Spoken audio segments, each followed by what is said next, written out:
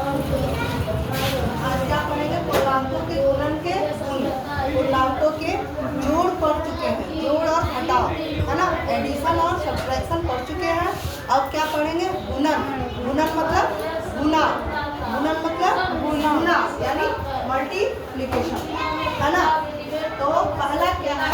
गुणन के अंतर्गत समृद्ध, गुणन के अंतर्गत समृद्ध सभी पूर्णांकों a तथा b के लिए a इंटू बी एक पूर्णांक होता है ना।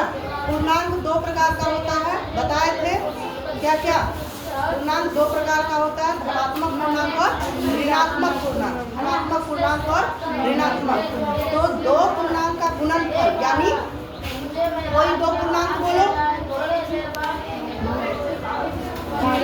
हाँ, दो, दूसरा कुछ 5, है ना। 2 गुना 5 क्या होगा? 2 गुना 5, 2 गुना 5 क्या हो गया? 10। 2 गुना 5 क्या हो गया? 10। तो ये 2 क्या था? 2 क्या है? पूर्णांक है। 2 क्या है? पूर्णांक है। और 5 क्या है? पूर्णांक है। दोनों 2 और 5 दोनों क्या है? 2 और 5 दोनों क्या है? धनात्मक पूर्णांक। 2 और 5 क्या है? धनात्मक पूर्णांक। तो दोनों को गुणा करने पे 10 आया, दोनों को गुणा करने पे 10 आया। 10 कौन सा पूर्णांक है? धनात्मक पूर्णांक। तो दो पूर्णांक को गुणा करने पे पूर्णांक ही आता है। चलो अनदर कोई दूसरा बोलो। 3, है ना, एक धनात्मक और एक ऋणात्मक। ऋणात्मक कुछ बोलिए, ऋणात्मक कुछ भी, जैसे 4 -4, है ना, -4, है ना। तो 3 गुना 4 क्या हो गया? 3 गुना 4 क्या हो गया? 12। 3 गुना 4 क्या हो गया? 12। तो पर क्या है? 2 धनात्मक रहेगा तब धनात्मक आएगा, लेकिन अगर एक भी ऋणात्मक रहा तो गुणनफल क्या हो जाएगा? ऋणात्मक ही होगा।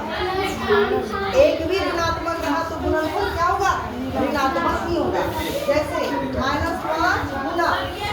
-5 गुना 6, 5 गुना 6 क्या होगा? 30।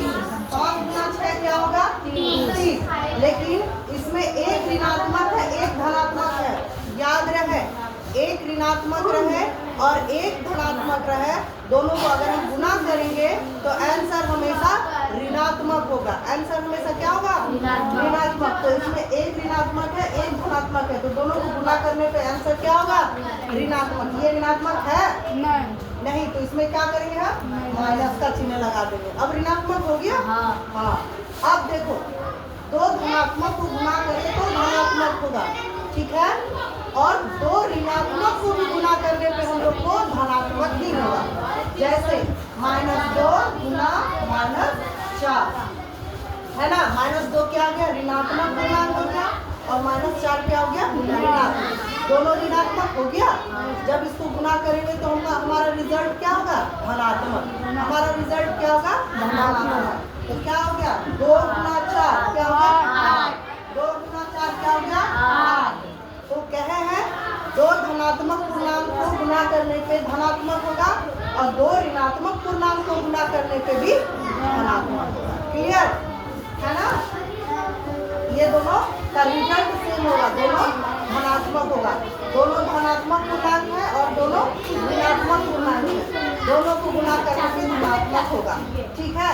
लेकिन एक भी अगर ऋणात्मक होगा, एक धनात्मक और एक ऋणात्मक होगा, तो दोनों को गुना करने पे क्या होगा? ऋणात्मक ही होगा। समझ में आई? समझ में बात आया इतना? चलो लिखो।